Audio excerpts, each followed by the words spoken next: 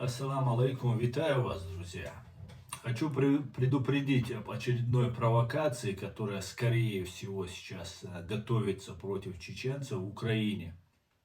Дело в том, что в Украине есть два деятеля, Золкин и Карпенко, которые выделяют из общей массы военнопленных россиян чеченской национальности. И целенаправленно провоцируют, чисто по-русски, как это умеют. Я об этом уже писал, говорил об этом. И сейчас я заметил другую вещь, которая уже идет с другой стороны, с российской стороны. Речь идет о российских блогерах чеченской национальности или чеченоговорящих, которые тоже начали подхватывать эту линию и начали вот сейчас выступать в конфронтацию. Уже дошло до того, что фактически призывают к тому, чтобы тамошние чеченцы в Украине, они как-то повлияли вот на этих двух деятелей. Хочу заявить, что как только уже вот эти российские чеченоговорящие блогеры заговорили, я имею основание считать, что специально может быть сейчас против вот этого Золкина, Карпенко провокация какая-нибудь. Причем может быть как абсолютно искренне пытающийся как-то их урезонить, вот этих двоих провокаторов, человек, либо это может быть просто за деньги используемый человек.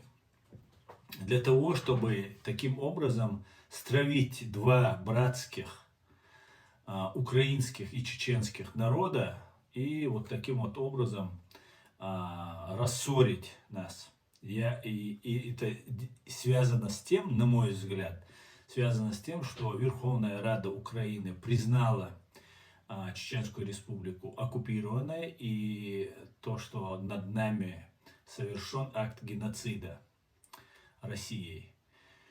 Поэтому это единственная страна, которая вот так прямо обозначила свою позицию, отправила, Верховная Рада отправила в ООН эти документы, чтобы и другие страны последовали. Мы благодарны Украине, украинскому народу. Я с первых дней стою на защите интересов, информационном страже защите интересов Украины. И все, кто из украинцев, кто меня смотрит, знает, они знают, что я никогда ни словом, ни мыслью не допускал ни малейшего ущемления ваших прав, украинцы. И нам очень неприятно, что вот эти два деятеля несут вот эту провокацию, откровенную провокацию. Но при всем при этом мы понимаем, что украинцы наши побратимы, наши союзники, наши друзья, и я уверен, так будет и далее. Поэтому я призываю всех чеченцев, которые находятся в Украине, пожалуйста, если вы хотите что-то на этих двоих деятелей, что-то сказать или сделать, только говорите. Ни в коем случае никакой провокации. Категорически. Это уже, по всей видимости, имеет корни провокации против всего нашего чеченского народа. И всех наших чеченских бойцов, которые в Украине очень много сделали. И жизни отдали некоторые из них. Наши лучшие из лучших наших сынов, которые отдали своей жизни. Поэтому я призываю всех не поддаваться на провокации в рамках закона. Если они нарушают закон, подавайте на них в суд, жалуйтесь, можете об этом писать, публично говорить, но ни в коем случае не дайте себя, чеченцы, втянуть, там, ударить его, там, еще какую-то пакость им сделать. Ни в коем случае не делайте этого. Это будет то, что именно сейчас нужно русским. Это именно то, чего добиваются хозяева Золкина и Карпенко, а эти два не очень далеких человека, по всей видимости, не понимают, куда они лезут, и они думают, что вот эти вещи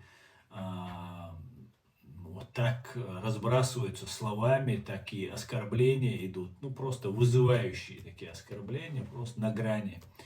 Поэтому еще раз слава Украине, чеченцы, не поддаемся на провокацию, нам не впервой уже от русских вот эти провокации все